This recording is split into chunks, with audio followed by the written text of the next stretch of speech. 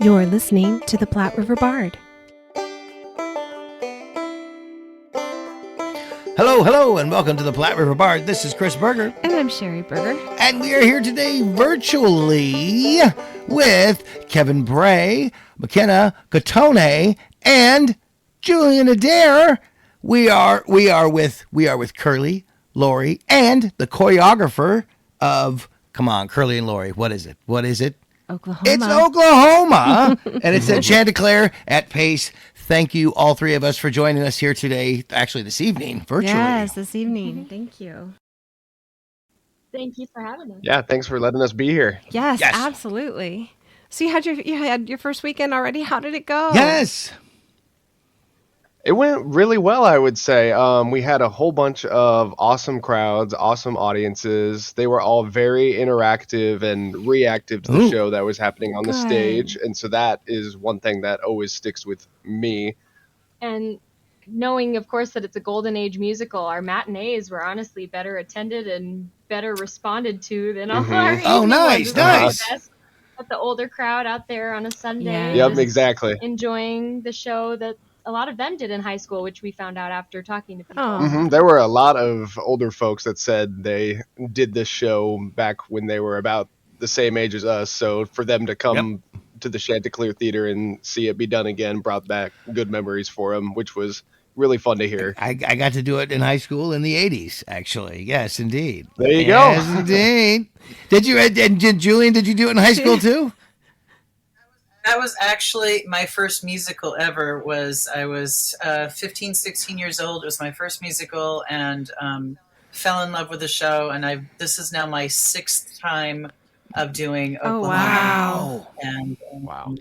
And the last time, the most recent time before this, was in 1993 at the Chanticleer, the old Chanticleer building. The old one, okay. I was Laurey, Dream Laurey. Oh, okay. And our music director, Chris Ebke, his wife, Sarah, was Laurey. Oh, cool. So it's kind of a full circle moment that, and I kind of dream Laurey'd through my career. So that was kind of my go-to. Oh, that's awesome. I was there and I was Dream Laurey, and I'd kind of parachute in, do the ballet, and then wait for curtain call. And so, but it was really, really lovely choreographing this piece. This cast was amazing and would do anything I asked. Nice. And they really hit the ball out of the park with everything I wanted them to do. So That's great. it was. So you're having a good time. I'm having a great time. Yeah. We're all having a good time. Oh, that's great. I find myself singing whatever song we rehearsed to last all the way home after rehearsal, which I think is very common. This music is a piece that I think so many people know. Even if you've never seen the musical, you've heard the music at some point in your career. So it's so well written. The title song I think has 6-part harmony. And I think it's one of the finer pieces. And choreographically speaking, it was a piece that really changed musical theater as we know it, because Agnes DeMille, one of my heroes, she was among the first to use movement, use dance to help progress the plot. And so instead of, hey, here comes the dancing girls and they're all in fluffy whatever, and it's just a little, icing on the cake of, entertainment. This was something that had substance to it. And so it's really changed a lot of theater since I think this was first done in 1955. Does that sound right? 50s, yeah. And so, the dance historian in me I was just thrilled out of my mind, when I learned this. So it's very significant. 1943. Oh, 40s. 40s? Yeah, that was the original Broadway anyway. The movie was 50s. The movie was 50s, but Broadway was 40s. Wow. 43, So I think you're right. older Yeah, than I thought. 40s. Have they done a rewrite on this? Why was I thinking they have? I don't know what they did a rewrite. They did a more recent, sort of famous version with Hugh Jackman. Oh, That was kind of a big deal. Yeah. Well, there was a very shocking new revival on Broadway as of 2019. Is it 2019? It ends a lot more tragically than the original. Oh, does. really? Yes, yeah. I don't know how much I want to spoil. I mean, it's not like you can watch it, Right. Well, true. Yeah. So now, McKenna, what is this your very first sort of experience with Oklahoma, or not? We so it's funny. Kevin and I met in college, and through college we had a musical theater history class, and we had an entire unit on Oklahoma. Oh, And this was honestly a while ago, before we knew about auditions at Chanticleer, and we watched. Funny you mentioned the Hugh Jackman version, and we kind of analyzed it, and I know I just fell in love with that. I could watch that every night and be happy. It was that rotating Yeah. stage for Good- me. The way they got it to yes. rotate. it was neat. Oh yeah, Yeah. And beautiful. I have actually had the huge honor of going to the Olivier Theater. I've been twice now, so I've been in the same venue that they hosted that one originally, cool. and it is just so enchanting. They say that there's a spot on stage, maybe honestly it's the center point, but from there, the entire audience fills up your peripheral vision perfectly. Cool. So Wow. it's I guess would that be geometry? It's a geometric wonder. Geometric wonder.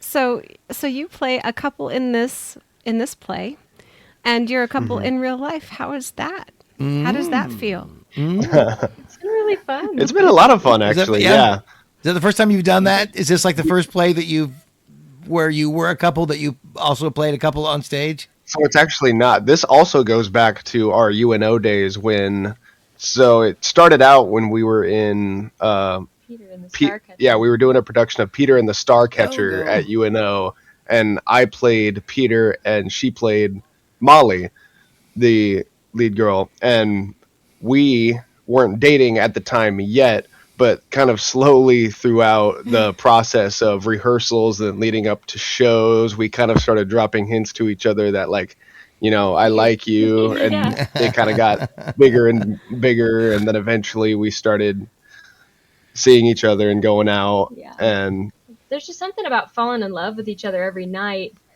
in a fake way, not even fake, but you know, Yeah. acting. Sure. That Theatric, if there's any chance for real feelings to come up at all, you know they're gonna. It's just kind of, there's that old trope, but we're glad it worked out for us. yeah, and I don't know if we were officially together during that show, or maybe it was a little after. Timeline, yeah, the I'd have to look timeline, at the yeah, is a show little bit dates, but- bizarre. But then we did do Anything Goes at UNO as well, and we were in that together. And Julian also choreographed that, which was fantastic. Yeah, I was Reno Sweeney and he was Lord Evelyn Oakley. Hmm Kind And of they an unlikely duo. They get together in the end. get together in the very end, but Aw. And so now this would be our third time, yeah. But this is absolutely our most romantic. The other two had Oh, kind absolutely. of just Yeah. Sure. a light undertone. I mean, not light. It was the basis for at least Peter and Molly. But this Yeah. one is just so timeless. And Yes. I mean, when you think of Curly and Laurey, there's so a much lot comes to more. mind. There's a lot more that we've had to do with Curly and Laurey Yeah. when it comes to like playing with their relationship, how they talk to each other, like just the way that they're trying to get each other by pretending neither of them are interested in the other Right. person. And so it's just been really interesting to work with Ron in trying to figure out how to adapt to all of that while also just being together in real life. Now, in high school I got to play Judd. So how's that's so fun. how's he's like the only bad guy. How's the bad guy? How's your Judd? Who is he? Trace is really wonderful. We've worked with him before too, thankfully. But it helps. So he's kind of a gentle giant in real life. So I not in a insulting way, but He's a big teddy bear. Yeah, I couldn't be less Yeah, scared yeah. of him. But that helps because then it allows you to feel safe, and then you can do the scary stuff because you know it's not going to follow you home. Fair enough. And he's a really funny guy too, so that when you do see him taking on this role and when he's acting like that, it can be really starting for a second to be like, whoa, like who is this guy, you know? That's fun. So- Bad guys are but- so Judd's much. a See, dream role. the nicest guys, the nicest people always make the best bad guys. Yeah, They that's do, so it's true. Yes, indeed. Yes, because you have to fight him at the end. That's loads of fun. He's a very large. Oh yeah, Yes. Yes, I do. I want you to talk about that a little bit. Oh, the fights. Yeah, so funny you mentioned this off before we started recording, but Kevin is actually our fight choreographer for the show. Yes. Ah, okay. Very yes, nice. I did the fight choreographing for the show. And your credentials. Yeah. So I went last summer, from about early June or mid June to early August. Sorry, I'm messing these timelines up. It was about a month. It was mid July to early August. That's the right one. But I attended the International Stunt School in Seattle. Yes. Seattle, Washington. And it's funny because McKenna's mom was actually the one that saw a promo for it and showed it to me. And I've always been very physical with my body when it comes to acting. That's what I've always been told and what I've noticed myself. I love doing somersaults or whatever I can be doing. So I saw that and I really was interested in it and liked what they had to offer.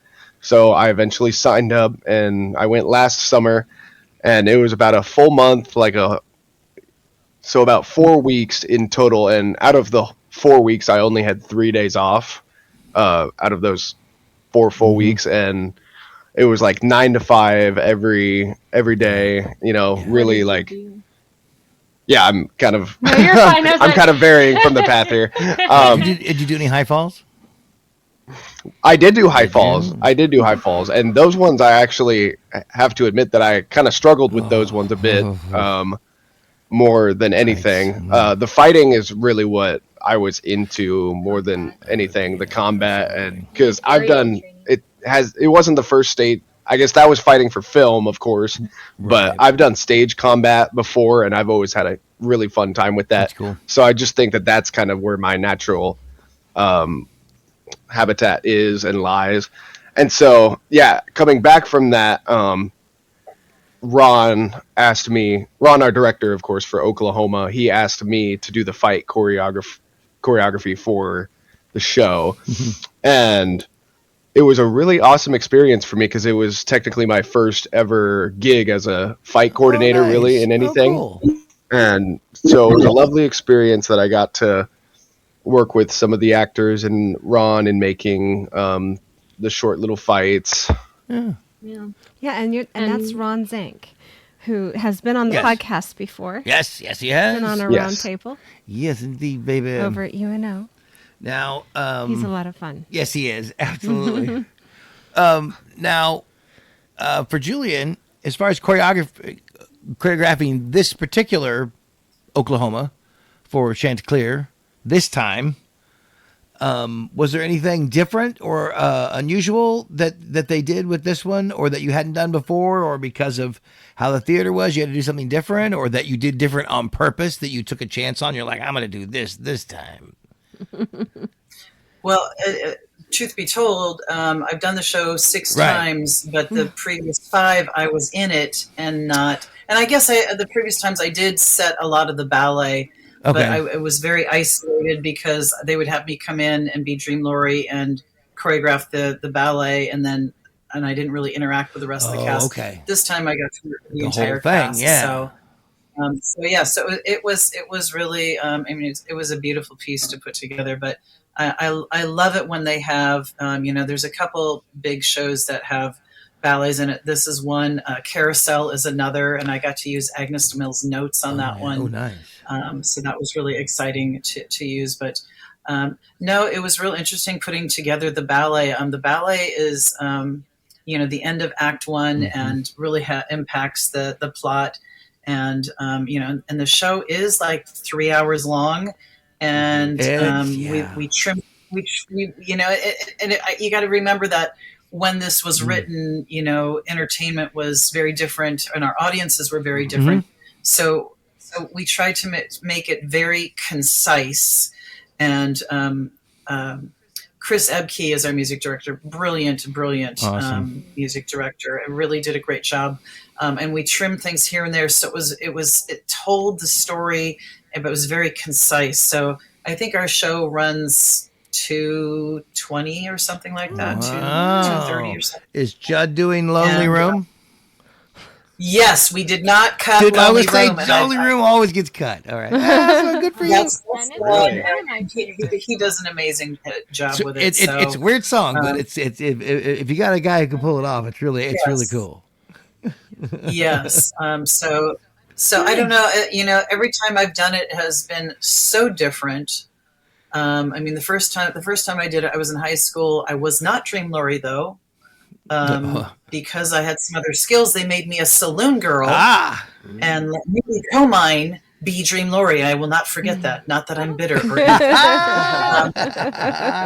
and then I did it at the Loft, and I've done it at several theaters along the way. So this is the sixth time I've done it, and starting in the first time was 1981 or 81 or 82, and so I don't know if there's every show is so unique, and every time I come back to a show, like I've done 3 or 4 Dollies, and I've done Children of Eden several times, and I've done this show is number 221 for me. Wowzers! And so there duplicates come up, but they're all so unique, and I try to not compare or think about the previous one, because each one has its own relationship with the people and the material, and so I've loved all of them, but in different ways, because they're all so unique.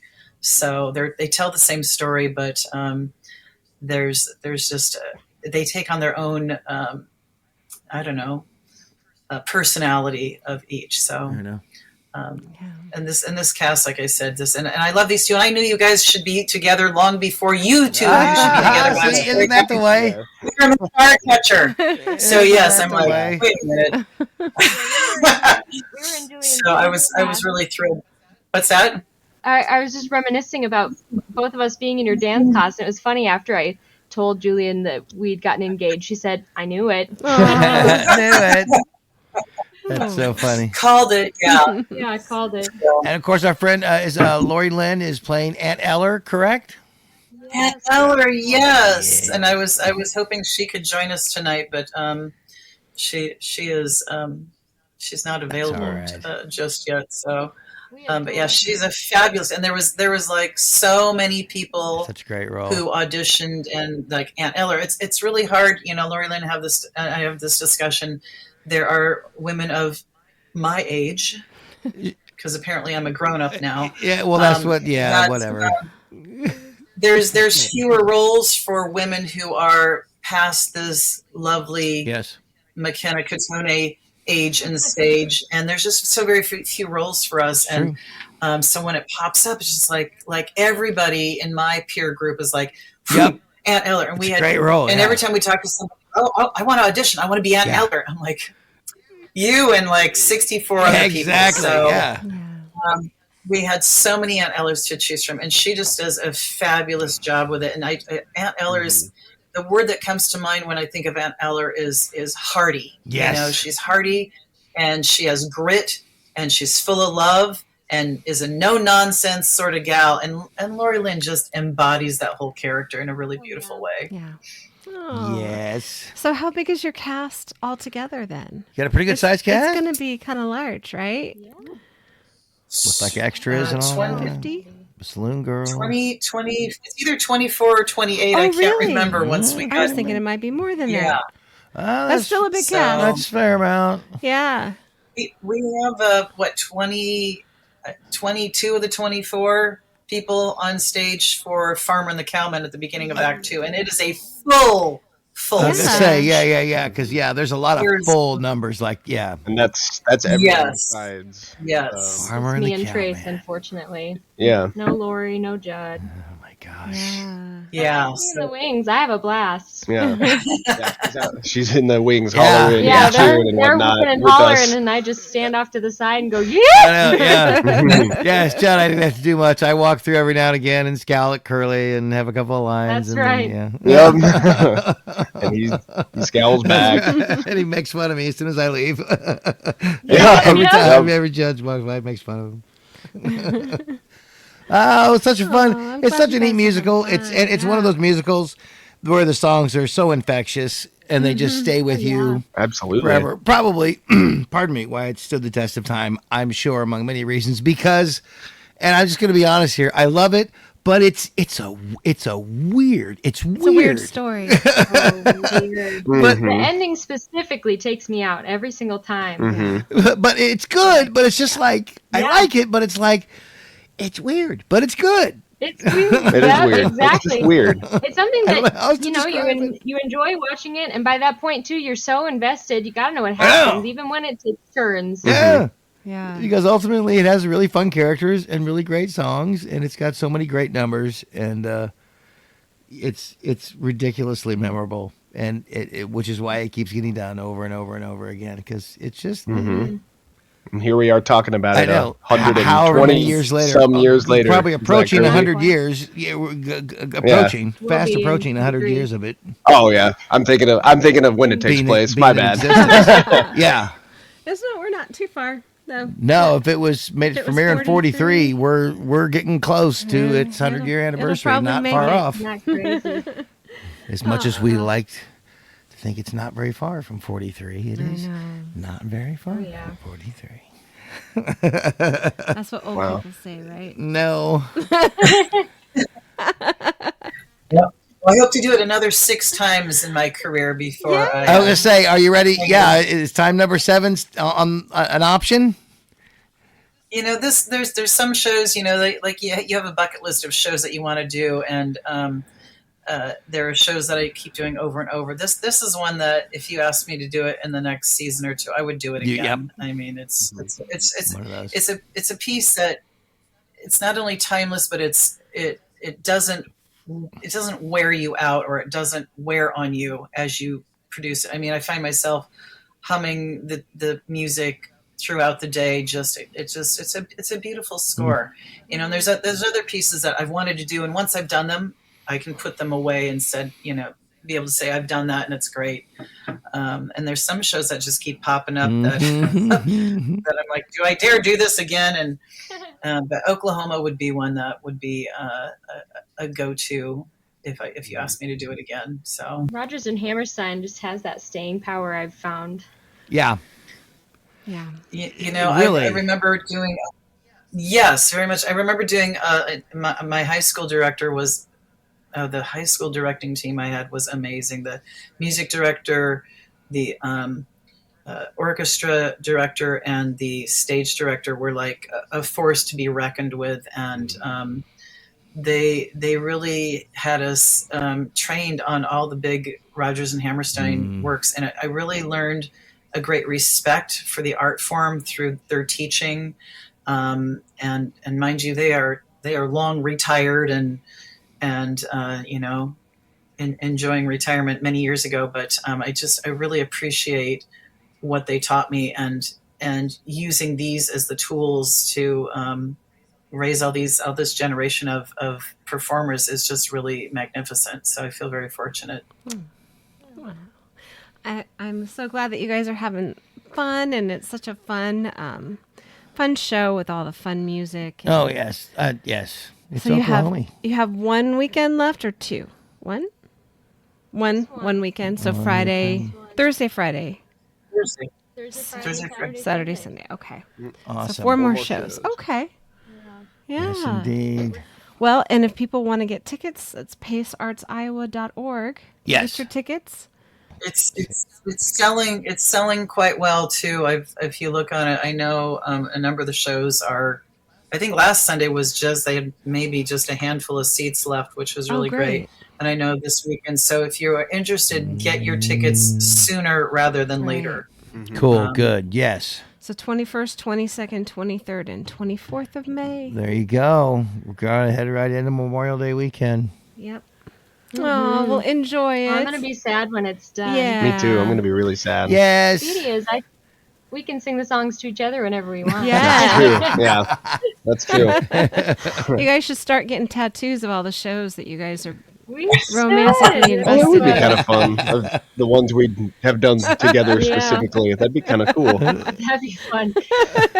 I gotta think about what, and it's one big combined sleeve. We had our. Oh yeah, we have to put our arms like up to each other to like make the full And it picture. makes the whole thing. See, you got it. There you go.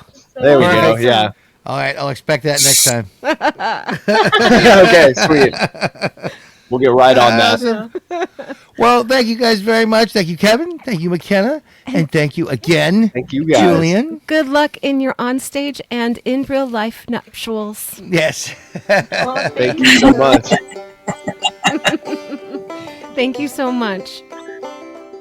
Thank you. This has been wonderful, and we appreciate this. So, McKenna and Kevin, have a good closing weekend. Saturday's my birthday, so so we have to do an extra good bang up job that night. So We will.